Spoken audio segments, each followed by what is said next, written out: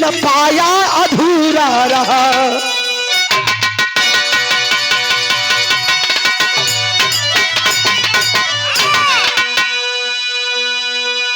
मेरा सुनने वाले बाबूजी, मोहब्बत आजे ना सतयुग त्रेता द्वापर कलयुग में भी प्यार भइल। केहू अपना माई से प्यार करेला, केहू अपना देश से प्यार करेला, राजनीति से जुड़े हुए साथी तमाम जनता से, अपने आवाम से प्यार करते हैं। कोई अपना पति से प्यार करला, केहू अपना देश से प्यार करला, केहू बेटा बेटी, केहू प्रेमिका से प्यार करेला। आखिर प्यार होला का? एक लाइन बिरहा में कव्वाली का नमूना हमारे साथ कैसे, आइए।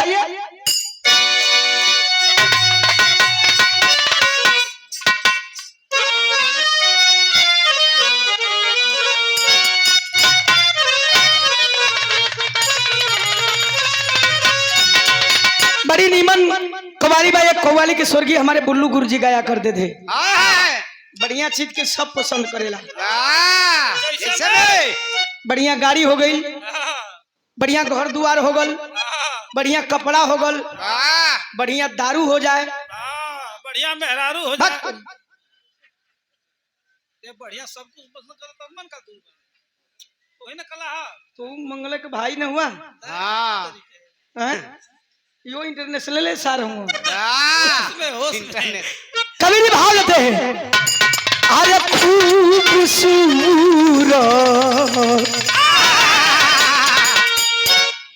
अरे खूबसूरत, अरे अदाओं के आशिक है हम, अरे खूबसूरत, अरे अदाओं के आशिक है हम, कितनी बहकी हुई है अरे तुम्हारी नजर खूबसूरत, अदाओं के आशिक है हम।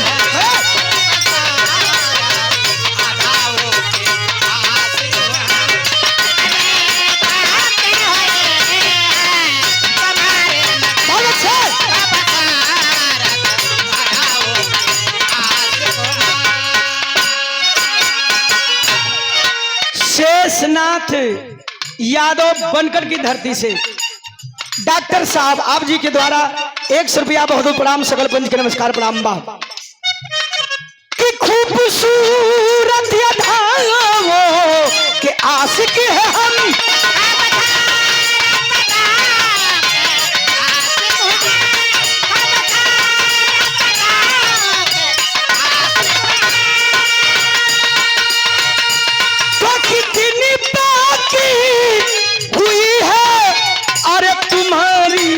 नजर उजाला आज नजीरों, ओ आज नजीरों से कलमा पढ़ेगी नजर, आज नजीरों से कलमा पढ़ेगी नजर। ए नजर है नजरी की, अरे पुजारी नजर, आज नजीरों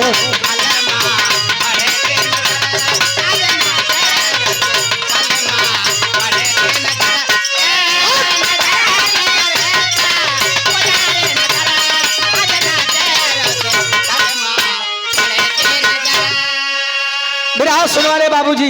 ई तक कव्वाली रहले करे से बढ़िया नीमन भाव लिखलन। भाव में कवि जी का लिखलन, अरे जिंदगी की, अरे जिंदगी की डगर में मोहब्बत भरा, अरे जिंदगी की डगर में मोहब्बत भरा, खिलखिलाता हुआ जो अरे दिखाता सुमन जिंदगी की, डगर में मोहब्बत भरा, जिंदगी की डगर में मोहब्बत भरा, खिलखिलाता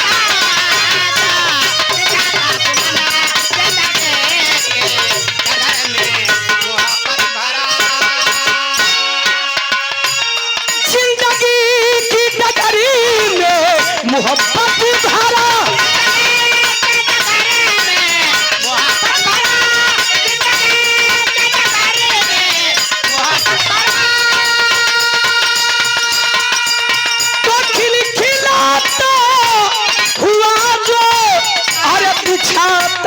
सुमन सारी दुनिया में उसके ही इतिहास का, सारी दुनिया में उसके ही इतिहास का, हर जू गोह में सदा गम गमाता सुमन।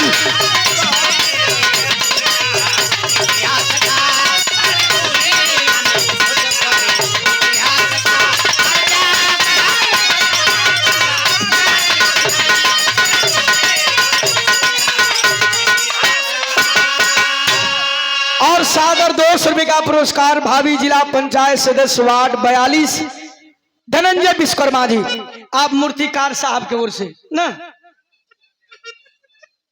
राजन प्रसाद यादव पूर्व प्रधान समराहा की धरती से 100 रुपया बाबू के प्रणाम। मेवालाल पाल सगरा सगरा सगरा लालीपुर की धरती से साहब की ओर से 100 रुपया सकल पंच के नमस्कार प्रणाम बा। ये हमें से कहानी शुरुआत हुई एक पर्दा और बड़ी उदयलाल भैया लिखल गई। अरे जाम नजरों का दिल दीवाना जबकि पीता है, जाम नजरों का दिल दीवाना जबकि पीता है, मोहब्बत के साये में जिंदगी वो जीता है।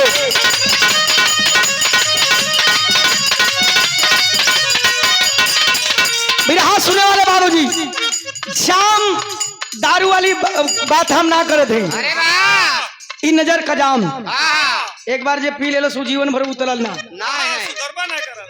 कहानी शुरुआत होती है। कहानी कैसी है? शहंशाह शाहजहां दिल्ली में शासन था, शहंशाह शाहजहां का दिल्ली में शासन था, तख्त पर दिल्ली के बस उन्हीं का तब आसन था।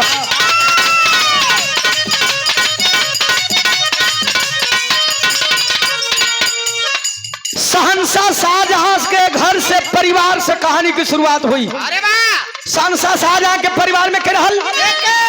पुत्र थे दारासी को औरंगजेब शानी थे, पुत्र थे दारासी को औरंगजेब शानी थे, डर किसी का नहीं खुद ओ मन मानी थे।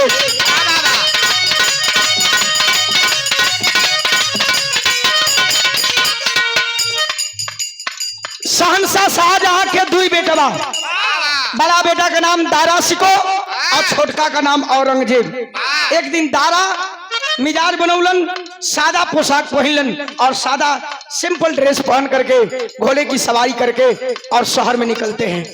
निकलन वो गैलन कहा? एक दिन भेष को दारास को है बदला है, एक दिन भेष को दारास को है बदला है, सैर करने के लिए घर से तब वो निकला है।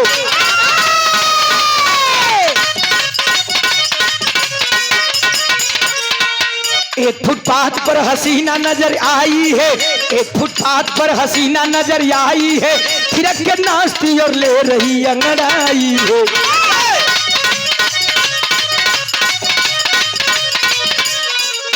अरे बाबू, दारा घोड़े के सवारी करके घूमत घूमत पहुंचलन कहां?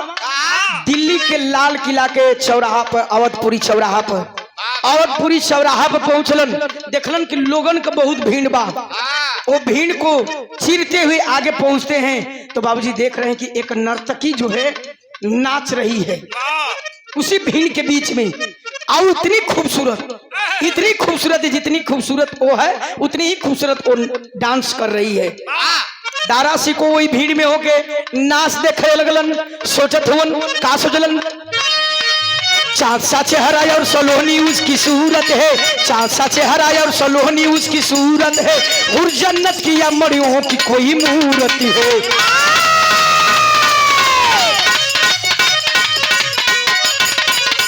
ओ नाचे वाली का नाम का रहल? नाम था राना दिल मशहूर मन को मोह लिया, नाम था राना दिल मशहूर मन को मोह लिया, अंगूठी हीरे का शहजादा ने उपहार दिया।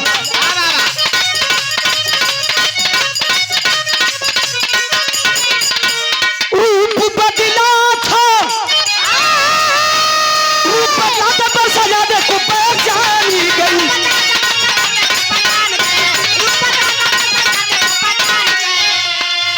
रूप बदला था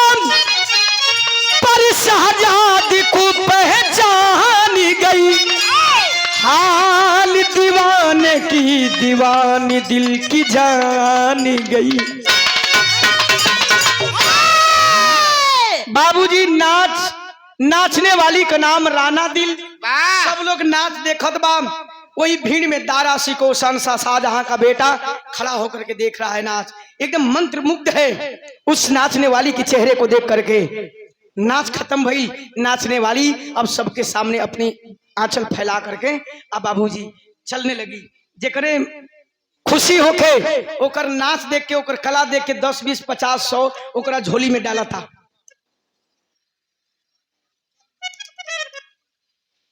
200 रुपए का पुरस्कार शेर बहादुर प्रधान साहब मेदपुर बनकट की धरती से। बाबूजी के प्रणाम। चंद्रिका प्रसाद यादव कोटेदार साहब मनेवरा की धरती से आप साहब की ओर से बहुत प्रणाम, सकल पंच के नमस्कार प्रणाम। बा गौर करेंगे ये बाबू,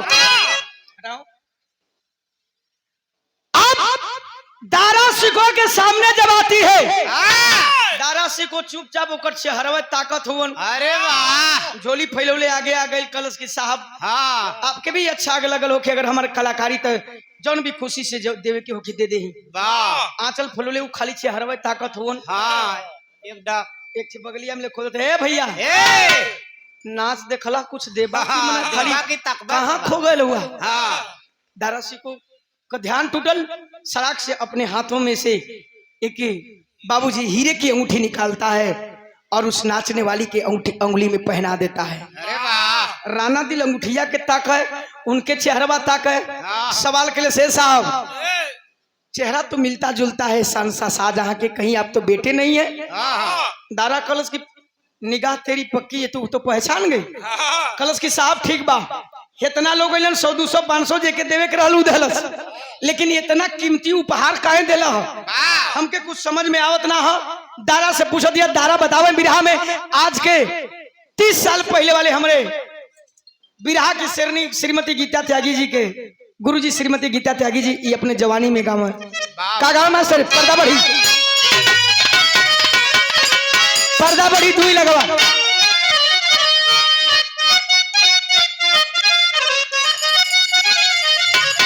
पहले के जमाना के गीत में और आज के जमाना के गीत में, आजकल का गीत ऐसा नहीं सुनावत है। साला का परिवार के साथ सुनी आदमी का सुनी हो अब एगो कुछ दिन पहले वहां एगो गीत आई रही है, पतिया नतिया पटना पटना बा देवरा धूड़ी चटना बा। अरे बहिनी के तो यह कुल चलत हुआ तू मतलब गौले रहा सुन के करियावा पति परमेश्वर के अब नतिया बना देते हैं। ई चीज हो गई, लेकिन ई गीत बा कोनो में हरारू का मर्द परदेसी होन। आगे का सूचना पौलस आज हमारे सैया आज यहाँ सुबेरे 8 बजे भोरही में से सबक श्रृंगार करत है। अरे वाह, एगो ननद रहल, ननद देखा बड़ी जरतुहीन होली सब। तो हर ननद है सुखी नहीं उजाला वाह माने ली। हाँ वो तो जरता हुई है कुल वाह ना नहीं ना नहीं देखा ई ननद भौजाई का रिश्ता बहन जैसन होके के चाहिए। तो हम मानल कनी 100 200 500 के दे दिल कहीं तब कहना अगर हुई कुल तो हमार सतिया बिया हुआ करा दिया। हाँ खाली बाणा ये समय हाँ देख ला आसाराम का सार हाँ उ कहे नंदी पूछलस की का रे भौजी देखो थी भोरवे में से 3-4 बेरी एड़ी रंग लेली, 3-4 बेरी लिपस्टिक लगा लेली। का कोनो खुशखबरी है तो बतावे का बतावे। और राजा बाबू टेंट हाउस पता है चमराहा कटवार बाजार निगो जौनपुर। प्रोपराइटर है भैया लालजी यादव, अध्यापक साहब गुरुजी बहुत प्रणाम, सकल पंच के नमस्कार प्रणाम। बाम राजेश यादव पाही बनकर की धरती से 100 रुपया भैया के प्रणाम। रामाश्रय यादव बाबू डीह बनकर की धरती से 100 रुपया बहुत प्रणाम होगी।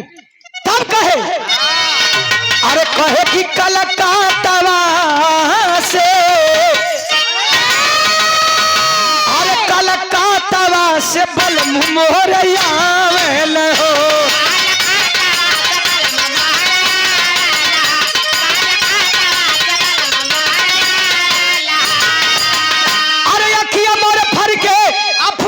हमारा सर के रजमुया लो बलमुया लो कहा उड़ी उड़ी सगुना मनावे हो सगुना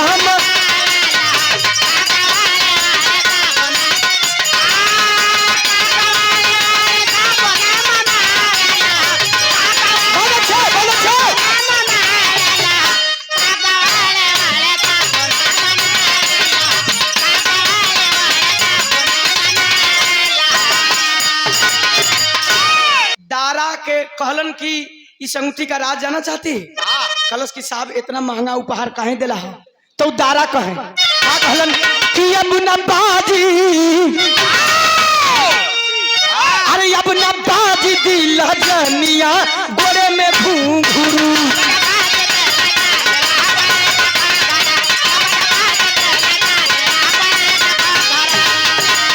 अरे अब नीलाम होके देबू ना तोहारी अबरू नीलाम होके देबू ना तोहारी अबरू अब न बाजी दिल जनिया गोरे में घुंघरू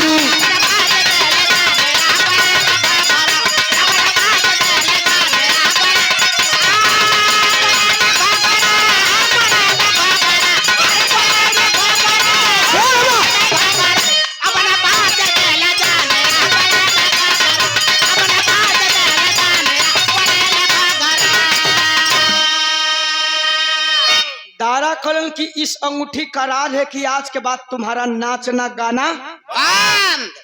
कलश की अरे भीड़ लगी है कलश की काहे साहब वाह तो राजा का बेटा हुआ तो केहू का कमाई खाई बंद कर देबा हाँ। हमारा यही रोजी रोटी है मैं नाचती हूँ गाती हूँ अपनी कला बेचती हूँ तो हमारा घर परिवार चलता है वाह एक मतलब कि तू राजा का बेटा हुआ हाँ। तो केहू का कमाई खाई बंद कर देबा अरे वाह दारा कलन की वो बात ना हो कलश तब कौन बात है तब कहे अरे तोह के बनई बहा मैं अपन दुल्हनिया हम अपन दुल्हनिया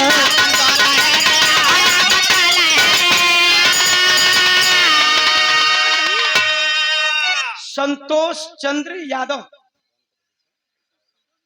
चंद्र प्रकाश यादव 100 रुपए का पुरस्कार साहब की ओर से 200 रुपया चिंतामणि शंभू यादव आप साहब की ओर से 100 रुपए का पुरस्कार शेषनाथ प्रजापति साहब आप जी की ओर से इस भाव पे प्रदान किया गया। चरणों में कोर सनमन सकल बंद के नमस्कार प्रणाम। कलन की तुझसे हमको तुमसे प्यार हो गया है अरे वाह तुझे अपने महल का बेगम बनाऊंगा। हाँ कहल की अरे बेगम बन के रहबू महल में बारी धनिया धनिया महल में बारी धनिया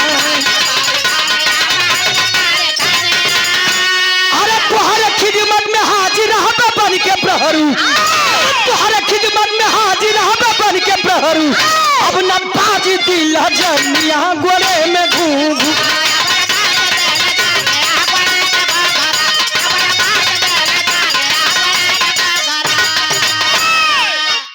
लइकिया कलश के ये साहब हाँ कबो धरती और आसमान का मिलन देखले हुआ हाँ कैसन बात करत हुआ वाह तो दिमाग मंग ठीक है। हाँ एक नाचने गाने वाली कभी सांसा शाहजहां के राजा की घर की बहू हो सकती है नहीं तार अब्बा जन हमके स्वीकार करी हाँ हाँ तो नशा ऐसन होला बाबू हाँ कहलन दारा की बताओ कि हमरे अब्बा के बियाह करे के कि हमके करे के हाँ हमके न करे के है हाँ मैं तुझसे शादी करूंगा अपने महल का बेगम बनाऊंगा। वाह। कहलस सोच ठिकाने लगा के बात करी हाँ। या तनी से बिरहा और चढ़ी बात से साहब लड़की कहलस का आइए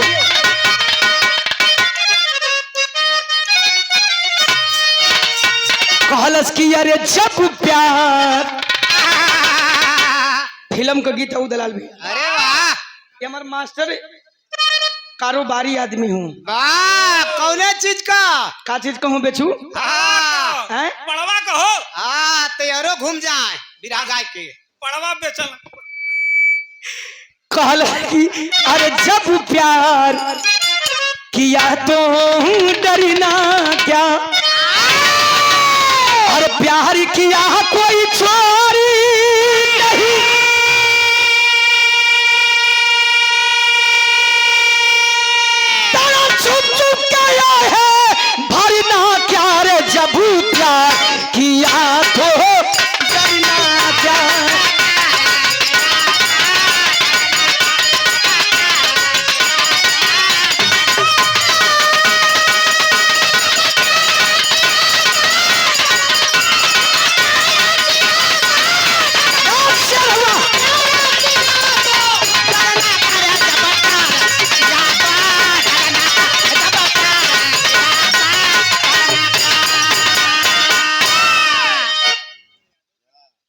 कमला शंकर यादव बीडीसी साहब इस भाव पे 100 रुपया साहब के चरणों में कोट कोट सनमन सकल पंच के नमस्कार प्रणाम बा। इनका तरल रहल लड़किया कहलस ए साहब होश ठिकाने लगा के बतिया कबो धरती आसमान का मिलन ना भयल ना होई का कहलस कि नोखे कहे जवनिया का होई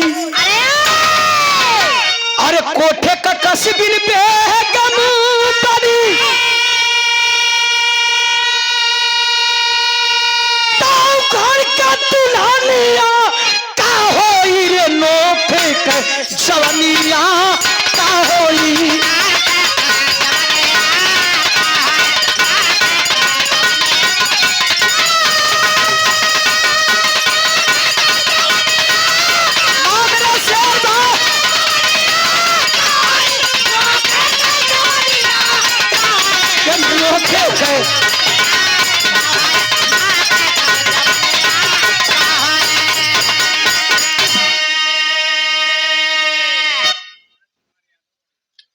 आदरणीय बाबू श्री राजकुमार यादव बरेठी की धरती से सम्मानित 100 रुपए का पुरस्कार साहब के चरणों में कोट कोट सनमन सकल पंच के नमस्कार प्रणाम बा।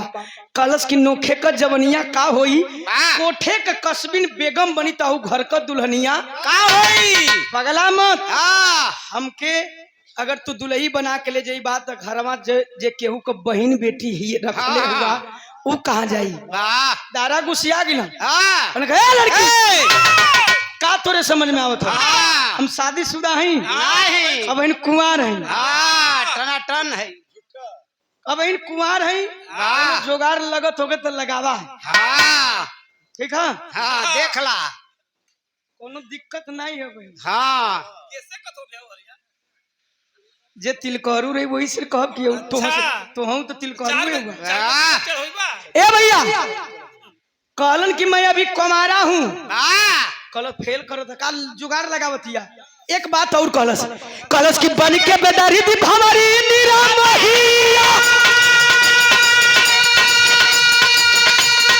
अरे फूलवा की रसी लुटी तज दे बजहिया अरे बाबा कहीं ऐसा तो नहीं ना हाँ कि हमके बिया का झांसा दे के ले जाके हमरे जवानी का रस लूट के जैसे कुम्हिलाइल फूल फेंकल जला वैसे फेंक देबा वाह वाह खींच लिया म्यान से तलवार और तलवार खींच करके दारा कहा।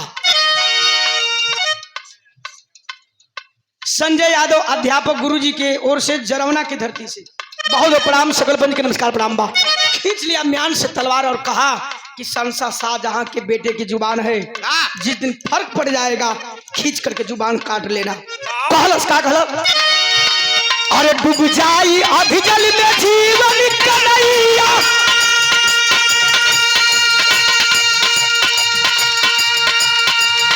अरे डूब जाई अभी जल में जीवन कन्हैया कन्हैया का होई रे नोखे के जवनिया का होई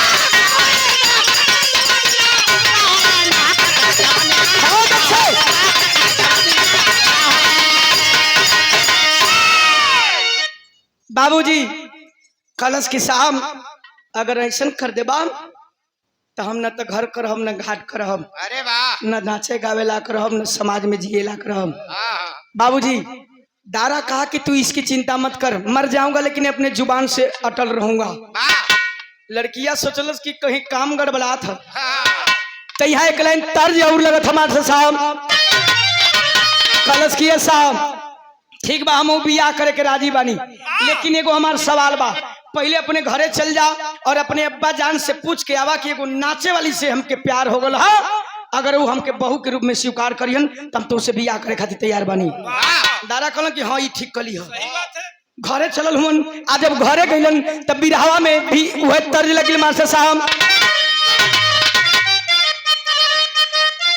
कौन ननद अपने भौजाई से पूछलस कि करे भौजी हाय हाय हाय जहिया से तोर बियाह भल भैया वही घरवे में खा ल वही घरवे में नहा ल वही घरवे में सूते ल मुतल यार शौचालय हो गया शौचालय रहे, अटैचमेंट रहे। चला चल भौजैया कल से नंदो जौने दिन तोहरो बियाह होई मरद का मजा पाए जइबू चल भूला जाइबू तो कहतिया कि अरे अपने सजानामा की पालबू हियरा में ना लेबू आँख में चोरा लीबू नन दो।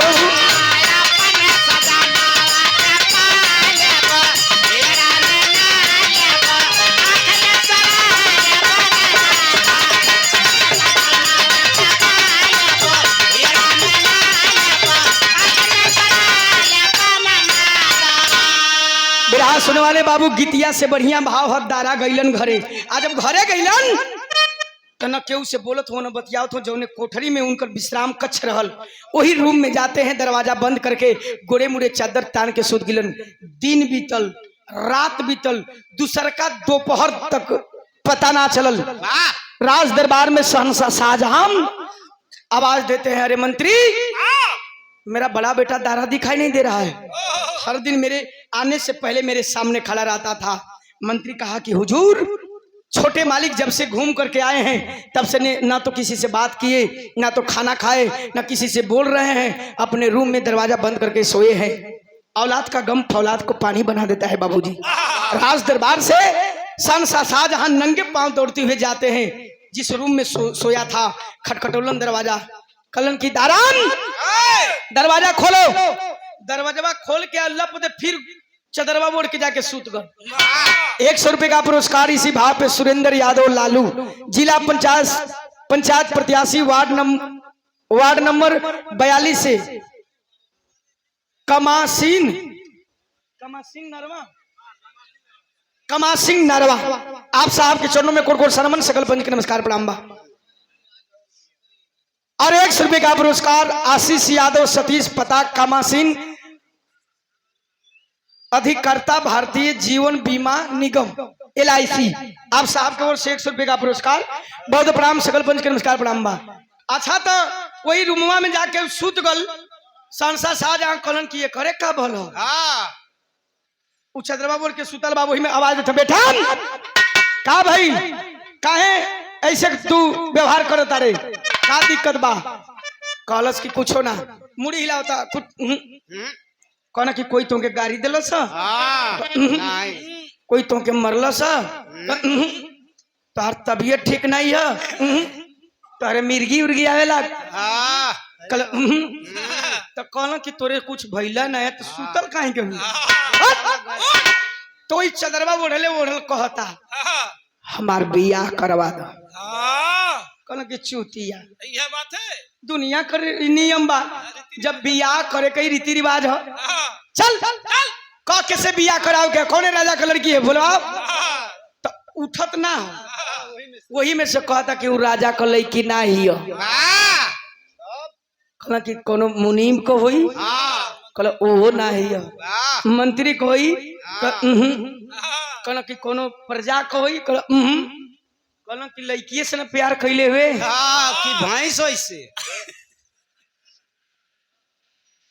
कहलन कि कैसे प्यार कैले हुए उठ के बोल। अच्छा तो चदरा उदरा झाड़ के आ उठल तो हम हो कि चाहे केहू के बाप तो बापे होते हैं, सामने खड़ा ना भल पापा यार हूँ अब्बा जान और ये लंगे से कलश की कहना कि बोल कौन लेके तो कलश की ना तो एगो ही हो। अरे वाह कहना ठीक बा। हाँ ठीक है, बोल आगे बोला बोल कहला कि हाँ तो उहे ही है। कहला कि हाँ आगे आगे बोला कौन ही है। तो कहला कि हाँ तो उससे ना तो वही से बियाह करे के। कहला कि हाँ ठीक बा बेटा वही से बियाह करे के ही कौन। काखत का हुए बताओ साहब। कहला कि तो हुआ तो वही से बियाह करे के तो प्यार हो गल। अरे वाह।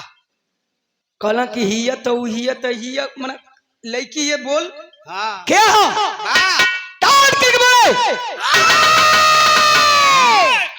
कौन सी लड़की है? दारा कलश की जानल चाहत हुआ तो सुना वो कोनो राजा महाराजा का बिटिया ना ही है। वो फुटपाथ पर घूम घूम के नाचे वाली एगो नर्तकी ही वाह अरे बाप रे बाप, जैसे जलाल की बदन में आग लग गल, खींच लिए म्यान से तलवार और कहे कि इतना बोटी बनाऊंगा तेरा। ऐसे सोच लिया कि संसा शाहजहां की घर की बहू एक नाचने वाली होगी। कलश की तब जा जा जा जा मरी चाहे हेराई, तो उसे का मतलब है कल की मर जा साले, जा लेकिन ऐसा नहीं होगा। चल गिनन राजा साहब, एक दिन बीतल, 2 दिन बीतल, अब दिल नहीं माना था। सोचलन पूछलन मंत्री से कि उठल बाड़ की नहीं, कहे कि नहीं। राजा साहब के अब गलानी महसूस हो गया कि पाल पोस के इतना बड़ा कैली, कहीं मर जाई तो जीवन भर खातिर अफसोस हो जाई। बाबूजी फिर राजा जाते हैं और कहते हैं कि अरे दारा, अरे दारान, दरवाजा खोलो। कलश ना, वादा करो कि बिया करब तब खोलम, नहीं तो इसी घर में मर जाऊंगा। कल की ठीक बा, खोल। दरवाजा खोलते हैं। कलन की शर्त एगो बा, एक शर्त है, शादी तेरी होगी लेकिन तेरे शादी में ना तो मैं जाऊंगा, ना तो मेरे राज्य का कोई जाएगा, ना तो तुम्हें कोई एक अन्न देगा, कोई ना एक अन्न देगा, ना कोई पानी देगा। तुम्हें राज्य से तो निष्कासित नहीं करूंगा, एक बाप होने का फर्ज अदा करूंगा कि एक गांव से बहरी जो भैंस का तबेला है उसी में जाकर के तुम उससे शादी करके ला करके रखो। देखा मोहब्बत का होले। कलश की हमके राजपाट से का मतलब है? कुछ नहीं, कुछ ना ना चल दिया दादा। धरलस लब्ध 2 लोटा से नहैलस, वैसे ही पैंट पहिलस, कुर्ता पहिरत निकल गल। आ गयल नर्तकी जौन राना दी रहल पहुंचल, आ पहुंच के ओकर खला, अरे वाह उठ, यह है का ये कोनो राना दिल से कम है? नहीं ए भैया, पकड़लस लप दे गयल, 2 गो माला लेहलस, एगो ओके डाल देहलस,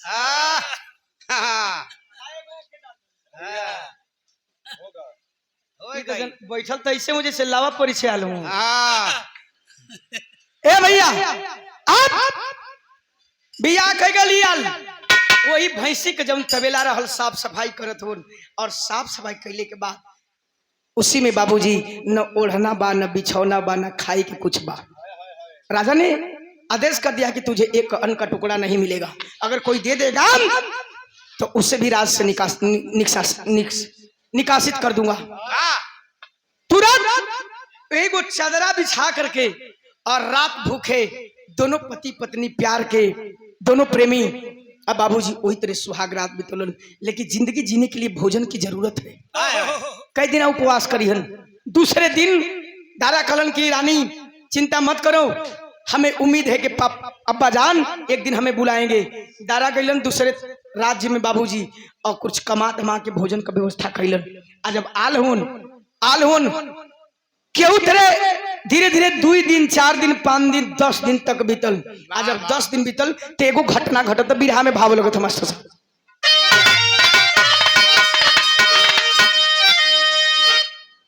बिरहा में तर लग रहा बा,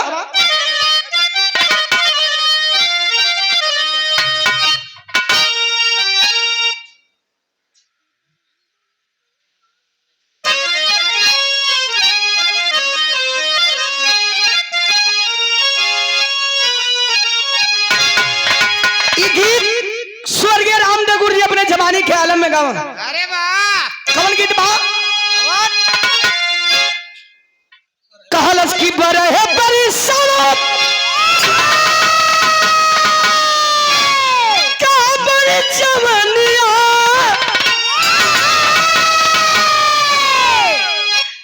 अरे जिया भइल बा बेटा,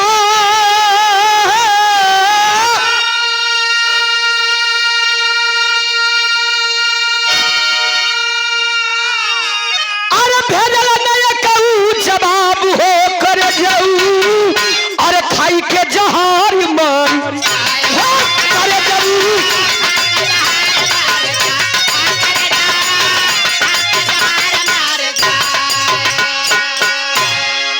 बाबूजी 10 दिन के बाद दारा काम के तलाश में गइलन, भोजन के तलाश में गइलन। राना दिल जम रहल, नहा धो के दोपहर का टाइम बा, और वही छत पर निकल करके और केस खोल के झारत ही। वही भैंसी के तबेलवा के बगलिया में फील्ड रहल। औरंगजेब उनका जो संसा शाहजहां का छोटा बेटा था, जो शहंशाह शाहजहां का छोटा बेटा औरंगजेब था, अपने साथियन के साथ में क्रिकेट खेलते रहल। राणा दिल वही छतवा पर केस खोल के झारत हिया, एगो गेना फेंकलस, यह बैटिंग करत रहल। आज वही बल्ला मरलस। आज जब बल्ला मरले के बाद वो नजर ऊपर जाले, आ नजर जब ओकर ऊपर पड़ल, वाह वही राणा दिल के सही ताकत है। अरे वाह अरे एगो साथी गेनवा लेके कल की, अरे अरे ऊपरा का ताकत रे सारे वहाँ का देखा तू? संगी साथी होलन, चाहे तू राजा महाराजा का बेटा होगा कोई होगा। कोई होगा, कल करे ऊपरा का ताकत रे। हाँ, तो ऊ जानत हुआ का कैलस, का? गेनवा देखल तो कलस खाली है चक्कर जवा दे के कहता, भौजी रे भौजी, अरे कुल लइकवा डराई के भगलो सकी लागत कि सारे के भूत धललस। भगला ऊ घरे गयल, आ घरे गयल तो चिट्ठी लिखता 100 रुपए का पुरस्कार इसी भाव पे। आदरणीय बाबू श्री अरुण कुमार सिंच पर्यवेक्षक सिंचाई विभाग निवासी भटौर चौधरीपुर की धरती से साहब की ओर से चरणों में कोट कोट सनमन सकल पंच के नमस्कार प्रणाम बा। घर में गल तो चिट्ठी लिखता, का लिखलस, लिखलस की सोना जसवनिया तोर दिल जानिया, कलमा पतनु गुलाब,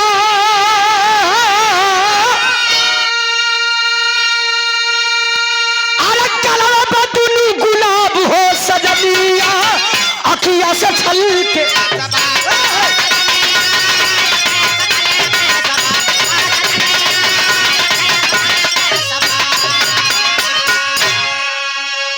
सोना जस जवनिया तोहार दिल जनिया, गलवा बदुनु गुलाब हो सजनिया, आखिया से छलके सबाब सेवा में भाभी जी के मालूम कि हम तोहार छोटका देवर औरंगजेब बोलतानी। हाय हाय भैया तोरे प्यार में तो 4 दिन पागल रहलन, हाँ तुमसे निवेदन बा हाँ कि भैया में से थोड़ा सा प्यार काट के हमके दे दिया। अरे वाह दूसर के लिए में लिखा था, अरे जानू मारे घुंघरा ले,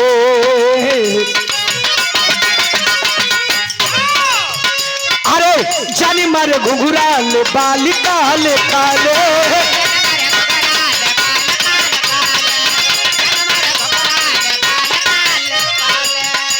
अरे अपने बगीचा के माली बना ले, माली बना ले,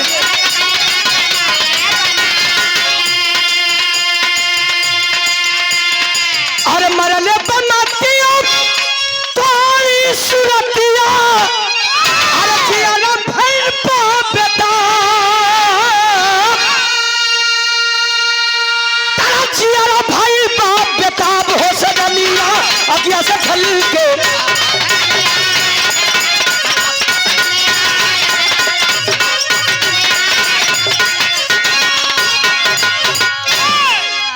लिखलस की भौजी सोना जसवनिया तुहार दिलजनिया, गलवा बदुनु गुलाब, वाह जान मारे घुंघराले, बाल काले काले, अपने बगीचा का माली बना ले, मरले बमतिया तुहारी सूरतिया, जियरा भइल बा बेटा, हाँ हमके अगर प्यार ना मिली हाँ भैया तो 4 दिन पगला रहा, हम जीवन भर पगला जी। बाबूजी चिट्ठी लिखा और दासी को दे दिया, और ले जाकर के दासी दे देती है राणा दिल को। राणा दिल को जब देती है पूछती है राणा दिल, दासी मान कौन दिया है? कलश की तुहार छोटका देवर औरंगजेब दिलहन। चिट्ठी खोल के पढ़लस, कलश किल्ला एक थे तो पगलायल तो बियाह के लिया, अभी दूसरा पगलाए लगल, अब एक एक का करी तो चिट्ठिया पलट के आकर जवाब लिखत है, इतना सकल पंच है। विराह में तर्ज लगा था, आखिरी तर्ज मास्टर बढ़िया ओहे गीतिया बाकी, अरे आइल गरमिया के, कोनो बुढ़ऊ अपना बुढ़िया से कहलन, ये बुढ़िया बड़ा गर्मी होता तनी बेना उना हुक दे। बुढ़िया कलश की सुना, ई नहीं करत हुआ कि लइकवा के ससुररिया से मिलल के जन का हर हर हर हर चलेला, मैं घरवा ठंडा रहेला, ये बुढ़ऊ तोहू लिया देता, वही में दोनों परानी सुतती जा। हाँ मैं सुतब की कटाई जीव हाँ घरवा बुढ़ऊ खिसिया गया कहला कि जिंदगी भर रहलू निबी के पहने था हाँ हम निपोरी में सुतबू सहू नहीं देखत तऊ है कहे कि अरे आइल गहरमिया के दीनी है बूढ़ी दीनी है बूढ़ी बेनिया डोलाईदा आइल गहरम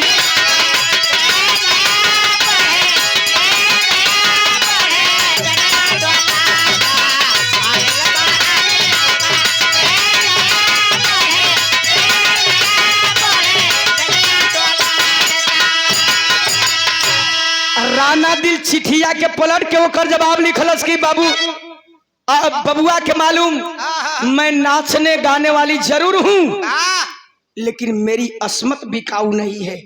मैं अपनी कला बेचती हूँ और कला बेच करके कमाती हूँ।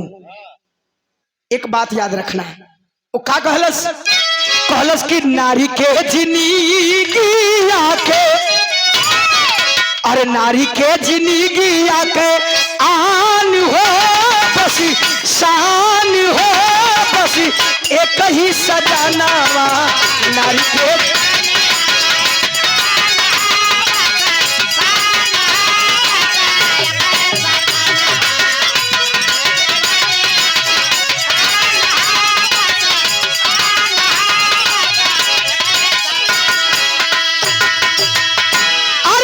जेकरा के पति लिहाली जेकरा के पति लिहाली महान हो बस महान हो बस एक ही सजानवा। और 100 रुपए का पुरस्कार आदरणीय बाबू श्री सुरेंद्र यादव लालू कमासीन नरवा से जिला पंचायत प्रत्याशी वार्ड नंबर 42 से मछली शहर जौनपुर। कलश की देवर बबुआ मेरा पति मेरे लिए भगवान से भी बढ़कर है जिन्होंने मुझे फुटपाथ पर से उठा करके समाज में जीने का अधिकार दिया एक पत्नी होने का दर्जा दिया। मैं अपने पति के साथ गद्दारी नहीं कर सकती हूँ भले ही मर जाऊंगी मेरी आबरू बिकाऊ नहीं है। एक बात याद रखना अरे पति धर्म में हमारे लागी नहीं दागी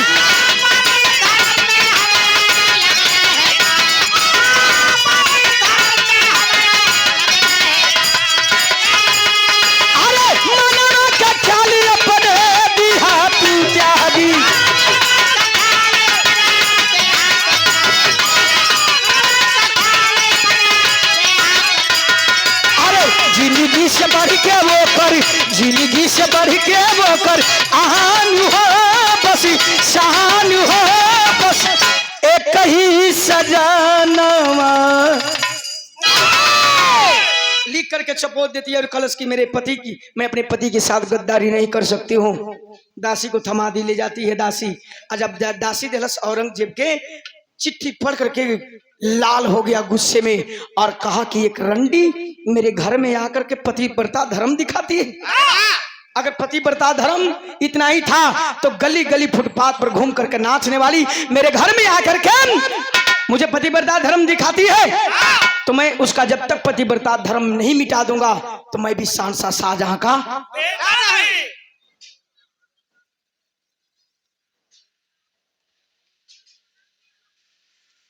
बिरहा में टेरी लगता भैया।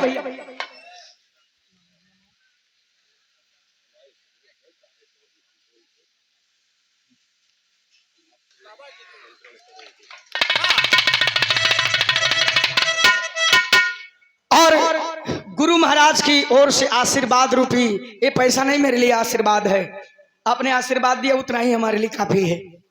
चरणों में कोट कोट सनमन सकल पंच के नमस्कार प्रणाम बा। बिरहा में टेरी लगल कैलस सुका कहीं से बिरहा अब हमार मात्र 5-7 मिनट लेके रुख चेंज कर दिलस वाह के मास्टर। और एगो बढ़िया कहलस की जवानिया जब से दिल में बस गई जवानिया जब से दिल में बस गई दिया हराम भैली माहुर दाना पलिया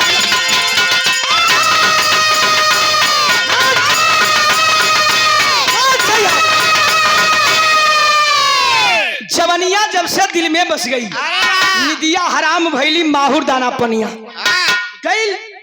राज दरबार में शहंशाह शाहजहां पूरी आवाम के सामने और बैठे हैं सिंहासन पे गईल और जितना लोग बैठल रहल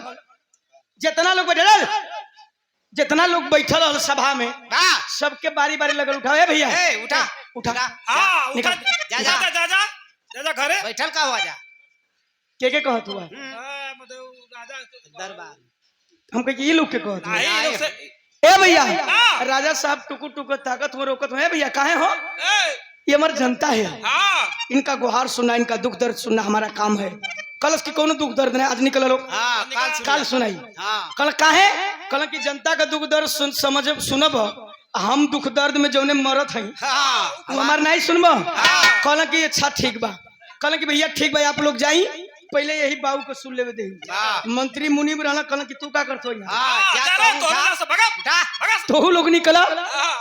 पूरे राज दरबार खाली संसा साजा कह की बोला अब का है तो सीधे कहता कि हमार बियाह कदम अरे वाह और राजा साहब के चक्कर है हाँ हमारे घरवा में ही होत का कोनो भूत प्रेत का साया तो नहीं होगा कहना कि हाँ बेटा बियाह होगा तेरा मैं भी सोचता हूँ कि तेरी शादी कर दूं एक अच्छी राजा की बेटी देख करके कालस की राजा के बेटी से नहीं अब राजा का करेजा दक दकाए लगल कि कहीं ऐसा तो नहीं कि ई हो वैसा से कैले है पूछलन कि साहब राजा साहब कहलन कि बाबू बोला तोहार पसंद के है तोहार पसंद कैसे शादी करवा कलश की हमारे भौजी से बियाह करा दो कल का कले है कल के हमारे भौजी से बियाह करना 28 डंडा मारा 50 डंडा साले ठंडा हो जीबे करे बेहुदा चाहे जो कुछ भी है वो लेकिन जब मेरा बेटा शादी कर लिया तो मेरे घर की बहू है तूने सोचा कैसे कलश की बियाह करबो कि ना करबो ये बताओ कल की कतई नहीं ऐसा होने दूंगा मर जाऊंगा लेकिन ऐसा होने नहीं दूंगा कलश की पक्का कब पक्का बस दौड़ करके और राजा साहब अपने अब्बा जान का औरंगजेब बाबूजी दोनों कलाई पकड़ के और उल्टा मुसुक बांध करके कल राजा साहब की मर जाऊंगा लेकिन कभी ऐसा नहीं होने दूंगा तू हाथ बांध ले चाहे कुछ बांध ले दोनों गोड़ो बांधलस आ दोनों गोड़ो बांधलस जो वही चलता राजा साहब कल की औरंगजेब ऐसा मत करना वरना धरती फट जाएगी आसमान फट जाएगा लोगों का विश्वास उड़ जाएगा पर उसकी कुछ भी हो जाए लेकिन मैं अपना शर्त पूरा करूंगा राजा साहब के बतिया पे बाबूजी एक पट्टी ले लिया और मुँह पर सटा दिलस की जे ढेर बड़ बड़ बड़ कर मुँह पर सटा दिया और सटौले के बाद कैलस का अरे कामी के खातिर कामी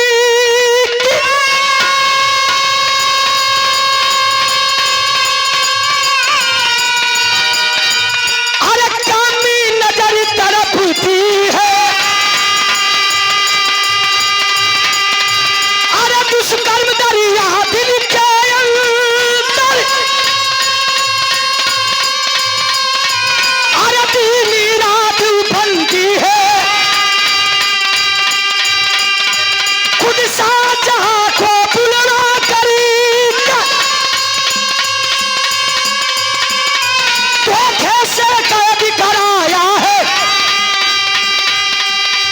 अरे तारासिकों को नीच कमीना को नीच कमीना अंदर को कटवाया है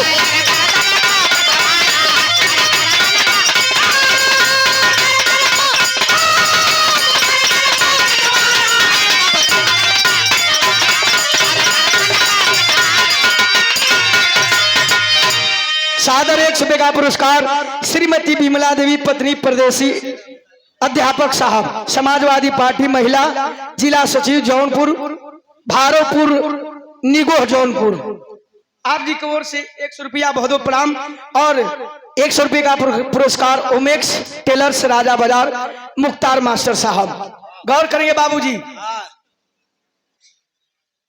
50 रुपये का पुरस्कार शंभू यादव बाबूजी की ओर से बनकर की धरती से बहुत प्रणाम औरंगजेब अपने अब्बा जान को तो करवा दिया बाबूजी एक नौकर को आदेश देता है जाओ और दारा को कह देना कि बड़े मालिक बुलाए हैं नौकर दौड़ते दौड़ते जहां दारा अपनी बेगम उस राणा दिल के साथ था काम का क्या लवन दोनों पति पत्नी एक ही थाली में बैठ करके अब ही दुइये कौर तब मुहवा में डले रहन हो भैया।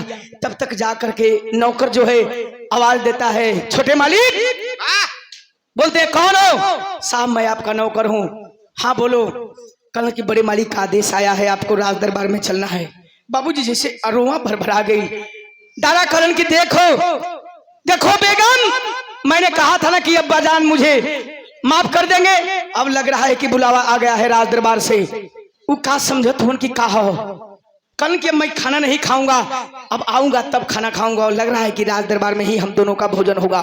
नहीं समझ पाए बाबूजी। उसी तरह से नंगे पांव पिता का बुलावा समझ करके और दारात भागते हुए जा रहे हैं।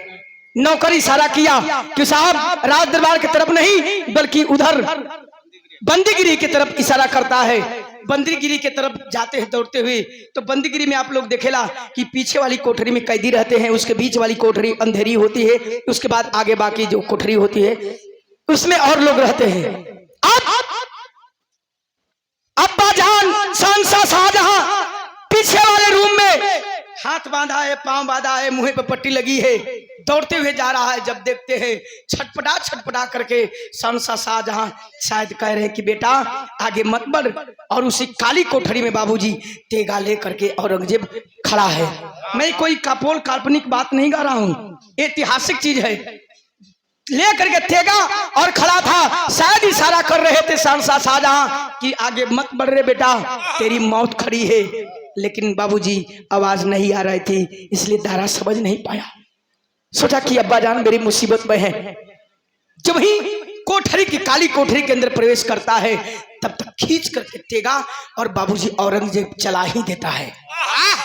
जब चलोलस बाप के सामने एक बेटा को काट रहा है, जैसे मुर्गा का मुड़ी छटपटा है, धड़ किनारे और मुड़ी किनारे।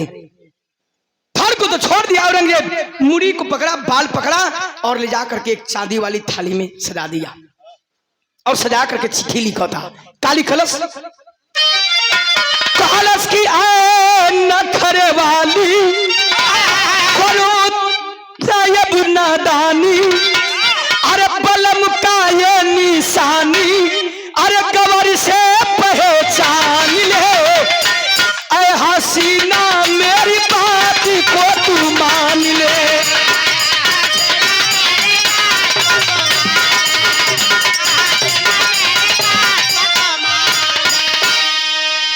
बाबूजी चिट्ठी लिखा, कहा कि पतिव्रता, इसी पति बने पतिव्रता बनती थी, आज के बाद तेरे पति को मिटा दिया, अब मैं भी अकेला और तू भी अकेला, आओ हम शादी करेंगे और ऐश की जिंदगी जिएंगे। दासी को थमा देता है। और जब दासी को थमाया बाबूजी, थाली में टप टप खून से टपक रहा है, चिट्ठी दिया। जाती है दासी और राना दिल के सामने जब पहुंची तो देखती है आंखों में आंसू आ गया। राना दिल पूछलस कि माँ क्या हुआ, क्या कहे हमारे देवर बबुआ। बोल नहीं पाई और कही कि माँ मुझसे, रानी साहिबा मुझसे मत पूछिए, आप खुद ही चिट्ठी पढ़ लीजिए। एक इशारा करती है, टेबल पे थाली रखाई और चिट्ठी खोल के देखलस, तब जान गई कि नीच कमीना गद्दारी कर दिया, धोखा कर दिया। तब विदेशिया से भाव लगल, कहलस की अरे शादी वाली थाली में अरे सजाई करी के राखली रहल, अरे अखिया से देखाली सजल के महुरिया। खा करके पछाला गिर जाती है और बाबूजी दासी दौड़ के जाती है, बेहोश पानी में कमर छिटा मरलस उठल। कहते कि माँ एक काम कर दे, मुझे कोई कटार उटार होते दे दे। कल मैं कहां से लाऊं, घर में जो सब्जी काटे वाला चाकू रहल, वह चाकू राना दिल उठौलस और कैलस का बिरहा में पहपर लगल उदय भैया।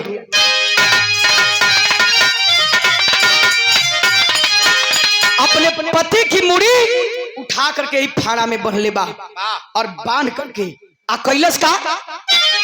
और एगो और बढ़िया कहलस की हटा के चली, हटा के चली, अरे अपने हाथ गुजरिया खुली खलगर से काटा दोनों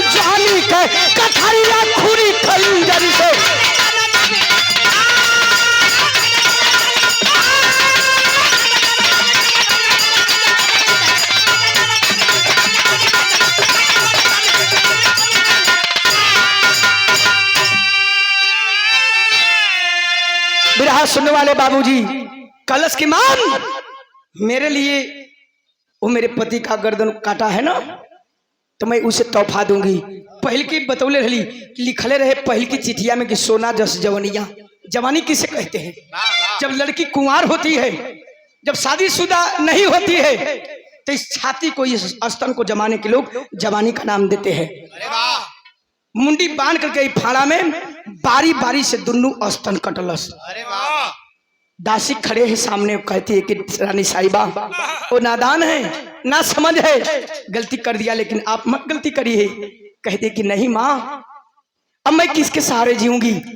जो मेरा देवता था, जो मुझे फुटपाथ पर से उठा करके इस समाज में जीने का अधिकार दिया, जब वही नहीं रहा तो मैं कैसे जीऊंगी? मैं उसकी हर एक ख्वाहिश पूरी करूंगी, लेकिन वही जान नहीं पाएगा कि वो ख्वाहिश कैसे पूरी की है। दोनों स्तन कटलस, स्तन काट के थाली में रखलस। और काका कटलस 100 रुपए का पुरस्कार आदरणीय बड़े भैया संदीप यादव ठेकेदार साहब, सिंचाई विभाग, बनकर धौनपुर की धरती से।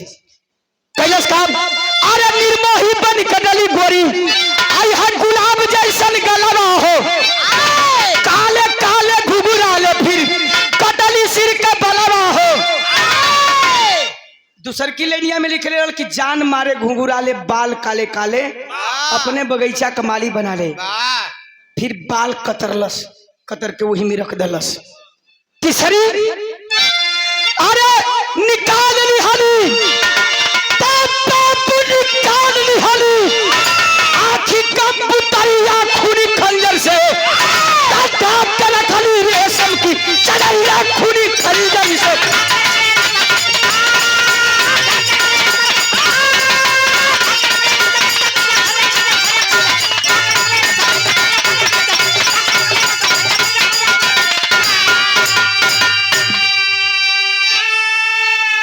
भोग के कटार आंख निकाल करके उसमें रख देती है और दासी को कहती है कि दासी मान, जाकर कह देना उस नीच कमीने का, जो अपने भाई का नहीं हुआ वो मेरा क्या हो सकता है। और कह देना जिस अंग पे उसकी नजर पड़ी थी वो उसको भेज रही हूं, लेकर के जीवन भर सेवन करेगा। आल्हा के अंदर प्रमाण लगल। कैसे मास्टर?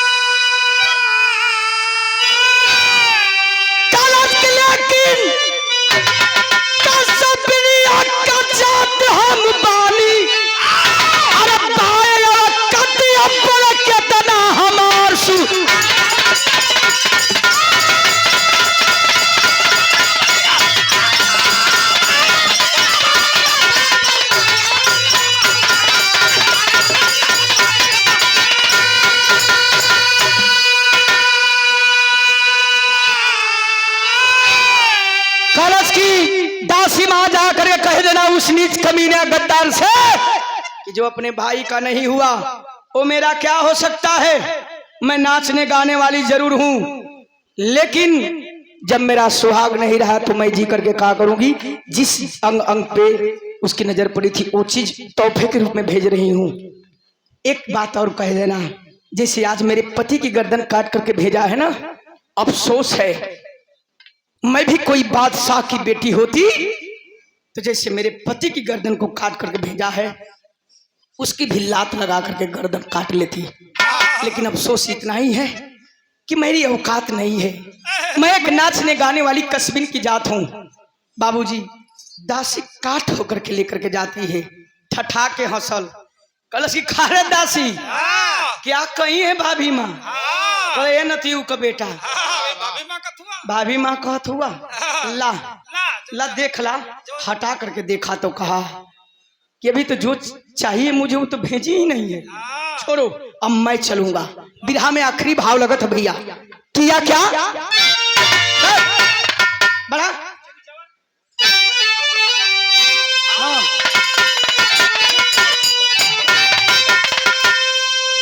चढ़ा के घोड़ा पे गधा पे चढ़ेबा तो कैसन लागी। नीचे नीचे अब बोले कि हम के फाटक का त्योहार है दा डेढ़िया कालस के त्योहार प्राप्त कर ताजगर बच्चा कर छल की बनिया त कैसा माटी बई जतिया मिलाई दुनिया।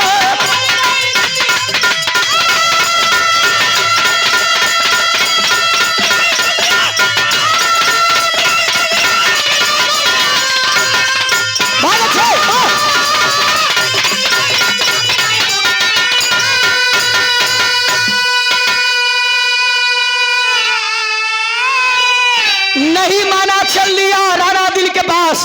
और जब राणा दिल के पास पहुंचता है तो होता क्या है, अरे चला बादशाह पहुंचा वही राणा के भावनवा आया हर खाई के जहारिया पंतेज दिली जाना।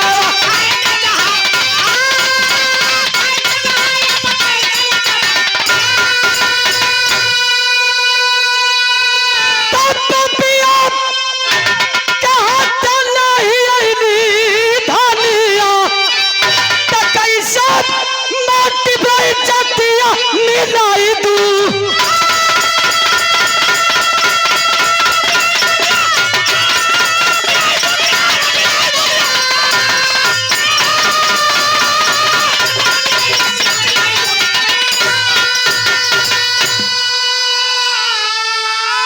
बिरहा सुनने वाले बाबूजी, बादशाह पहुंचा औरंगजेब और जब देख रहा है इधर राणा दिल समझ गई कि वो आएगा मेरी आबरू बिगाड़ देगा तो फिर मेरा कोई मतलब नहीं रह जाएगा, इसलिए जहर खा करके अपना प्राण त्याग दी थी। जाता है हिलाता जुलाता है, भाभी उठो मैं आ गया। जब दे जानता है कि इस शरीर से केवल माटी बची है तब बाबूजी कुछ बिगड़ जाला तब आदमी का दिमाग खुलेला। औरंगजेब का जैसे कंप्यूटर खुला वैसे दिमाग खुला। कलश के अरे बाप रे बाप मैंने बहुत भारी भूल कर दिया। दौड़ करके जाता है और सहनशाह शाहजहां के बंदीगिरी से निकाल के मुंह से पट्टी हटोलस, हाथ खोलस, पैर खोला और लिया करके तेगा दे देता है। कलश की अब्बा जान मैं आपका गुनहगार हूँ जी, जो चाहिए सजा दे दीजिए। सहनशाह शाहजहां बोले कि नहीं ले ले राजपाट, जब मेरा बेटा और बहू नहीं रहा तो मैं जी करके क्या करूंगा। प्रमाण मिलता है कि अपनी बहू और बेटे के याद में सहनशाह शाहजहां बाबूजी कोहिल कोहिल करके प्राण त्याग दिए। यही सही बिरहा के शीर्षक रहल जौहर जवानी। समय थोड़ा सा जरूर पहली पारी में साज बजेला, वंदना होला, धुन तरज होला, बिरहा होला, समय जरूर लागल लेकिन क्षमा करेंगे। अगले में घराने से परिचय लगा। आइए गुरु बिहारी पत्तू छे बारी सुगनंदन की गीत निराली, काशी बुल्लू के बगिया के